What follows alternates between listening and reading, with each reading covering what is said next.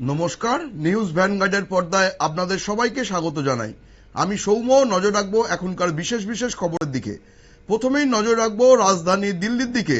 সেখানে ককরোচ জনতা পার্টির ফের বিক্ষোভকে কেন্দ্র করে কিন্তু উত্তাল হয়ে উঠেছে রাজধানী।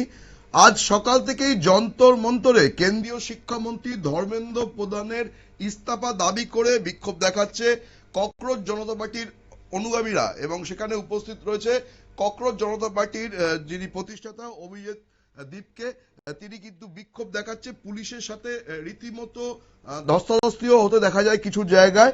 এবং অভিজিৎ দীপকের দাবি হচ্ছে যে তাদের বিভিন্ন জায়গা থেকে তাদের দলের অনুগামীরা এসছে, তারা কেন্দ্রীয় শিক্ষামন্ত্রীর পদত্যাগ না করা পর্যন্ত দিল্লির যন্তর মন্তরে বিক্ষোভ দেখাবে বলে তারা দাবি করছে। কিন্তু পুলিশের তরফ থেকে তাদের বিকেল 5টা অবধি সময়সীমা দেওয়া হয়েছে। এই বিষয় নিয়ে কিন্তু উত্তাল হয়ে উঠেছে দেশের রাজধানী দিল্লি। এই বিষয়ে আমরা বিস্তারিত জেনে নেব। সঙ্গে রয়েছে আমাদের বার্তা সম্পাদক দেবব্রত চক্রবর্তী। দেবব্রত, বর্তমানে কি অবস্থা রয়েছে, কি দাবি জানাচ্ছে ককরোচ জনতা পার্টি? দেখো, জন্মলগ্ন থেকেই শিক্ষা ব্যবস্থার দুর্নীতি, প্রশ্ন ফাঁস, পরীক্ষায় ব্যাপক খরচ এবং সার্বিকভাবে পড়ুয়াদের প্রতি দায়বদ্ধতার অভাব নিয়ে আন্দোলন করে চলছে ককরোচ জনতা পার্টি। নিটে প্রশ্নপত্র ফাঁসের পর থেকে ধর্মেন্দ্র প্রধানের ইস্তফার দাবিতে সরব ককরোচ পার্টি।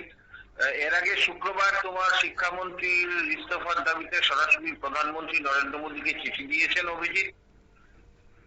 এই কিন্তু এখন এর পর্যন্ত সীমাবদ্ধ থাকেনি দিল্লির যন্তর মন্তরে ফের বিক্ষোভ ককরোচ জনতা পার্টি। নিটকাণ্ডে কেন্দ্রীয় শিক্ষামন্ত্রী ধর্মেন্দ্র প্রধানের ইস্তফার দাবিতে সরব আরশোলার দল।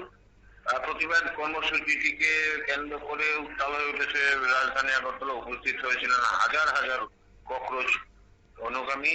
তাদের একটাই দাবি, ধর্মেন্দ্র প্রধানের ইস্তফা অত্যাবশ্যক, অবশ্যই অনতিবিলম্বে ইস্তফা দিতে হবে। ককরোচ জনতা পার্টির বিক্ষোভকে কেন্দ্র করে তোমার আঁটসাঁট করা হয় রাজধানীর নিরাপত্তা। মোতায়েন ছিলেন প্রচুর পুলিশ আধিকারিক। নিট পরীক্ষার অনিয়ম ও প্রশ্নপত্র ফাঁসের প্রতিবাদে এবং কেন্দ্রীয় সরকারের জবাবদিহিতার দাবিতে যন্তর মন্তরে দ্বিতীয় বিক্ষোভ কর্মসূচিটি আয়োজন করা হয়। বিশাল জমায়েত ভাষণ দেওয়ার সময় ককরোচ প্রতিষ্ঠাতা অভিজিৎ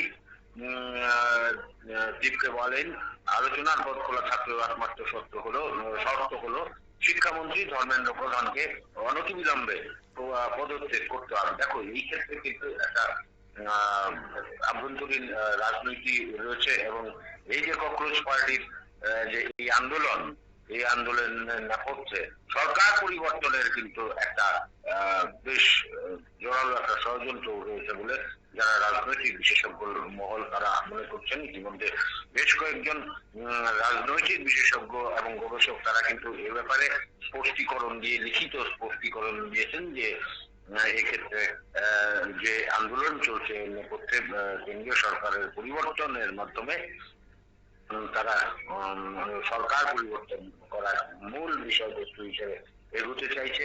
ইতিমধ্যে তারা যে বিষয়টি তারা সামনে আনার চেষ্টা করছে যে শিক্ষা দুর্নীতি। যাই হোক, এই শিক্ষা দুর্নীতির নেপথ্যে যারা বিশেষজ্ঞরা রয়েছেন তারা বলছেন যে এই ককরোচ জনতা পার্টির এই ধর্মেন্দ্র প্রধানের পদত্যাগের দাবি শুধুমাত্র এই শিক্ষা দুর্নীতির ব্যাপারে প্রতিবাদী ভূমিকা নয়। এক্ষেত্রে প্রধানমন্ত্রী অতি ঘনিষ্ঠ কাছের লোক ধর্মেন্দ্র প্রধানকে ইস্তফা দেওয়ার মাধ্যমে তোমার মোদীর যে শক্তি তা হ্রাসের একটা অপচেষ্টা বা একটা চেষ্টা বলে যারা রাজনৈতিক বিশেষজ্ঞ মহল তারা মনে করছেন। তবে বিষয়টিকে নজর রাখছে কেন্দ্র।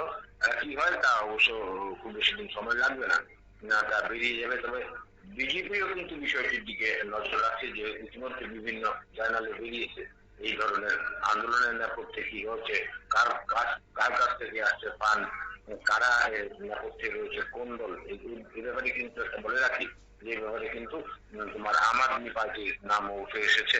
যাই হোক, যদিও ককরোচ জনতা পার্টি নিজেদের কোনো রাজনৈতিক দল হিসেবে মানতে নারাজ, তারা শিক্ষা আন্দোলনের নামে এখন যে আন্দোলন শুরু করেছে তারা অরাজনৈতিক বলে দাবি করছেন। যাই হোক, পরিস্থিতি পরে কোন দিকে মনের পরে দেখা যাবে। বিষয়টির দিকে আমরাও নজর রাখছি, আর অবশ্যই কেন্দ্রীয় সরকারকে নজর পক্ষেই, জানিয়ে কোনো সন্দেহের কোনো কারণ নেই তোমার জন্য। ধন্যবাদ, অসংখ্য ধন্যবাদ দেবব্রত। আমরা কথা বলে নিচ্ছিলাম আমাদের বার্তা সম্পাদক দেবব্রত চক্রবর্তীর সাথে। ককরোচ জনতা পার্টির এই আন্দোলনকে ঘিরে গোটা দেশ কিন্তু উত্তাল হয়ে উঠছে। রাজনৈতিক মহলের ধারণা শিক্ষা দুর্নীতিকে কেন্দ্র করে কেন্দ্রীয় শিক্ষামন্ত্রীর পদত্যাগ দাবি করলেও এর পেছনে কিন্তু অন্যরকম রাজনৈতিক অভিসন্ধি রয়েছে ককরোচ জনতা পার্টির। নজর রাখবো পরবর্তী সংবাদের দিকে, তার আগে নিয়ে নেব ছোট্ট বিজ্ঞাপন বিরতি।